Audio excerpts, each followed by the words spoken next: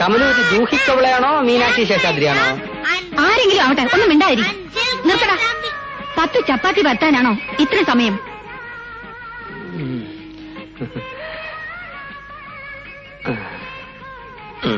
മോൻ കൊണ്ടുപോയി കളിച്ചോ.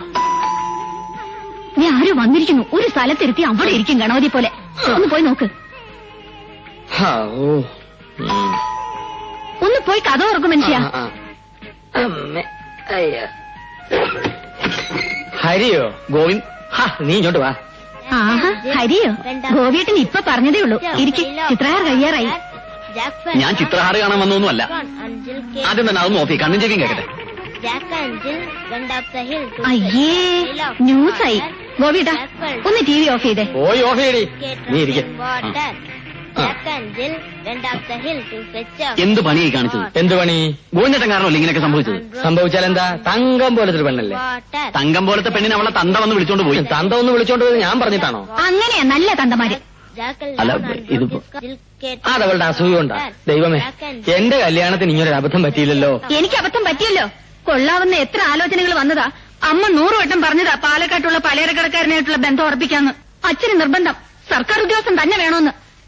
ഇപ്പൊ അയാൾക്ക് പാലക്കാട്ട് നിറയെ കടകളാ. കാറും ബംഗ്ലാവുമായിട്ട് കഴിയുന്നു. ഭാഗ്യവാൻ.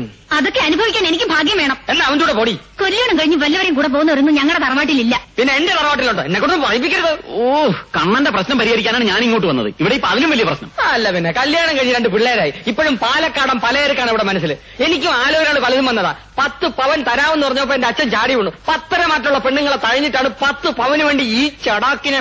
10 പവൻ മാത്രോ? ഒന്ന് നിർത്തോ? നീ ഒന്നും മിണ്ടാതിരിയടാ. പറ മനുഷ്യ, 10 പവൻ മാത്ര? പിന്നെ എന്താ തന്നു? 10 സെന്റ് ഭൂമി തന്നില്ല. ആ ഓണങ്കേറാ മൂലയില് 10 സെന്റ് ഭൂമി. അവിടെ നിന്റെ ശവാടൊക്കെ നടക്കും. ഹരി എന്നെ എന്നെ നിയന്ത്രിക്കല്ലേ നീ? ഞാൻ പറയുന്നത് കേൾക്കും. വേണ്ട, ആ 10 സെന്റ്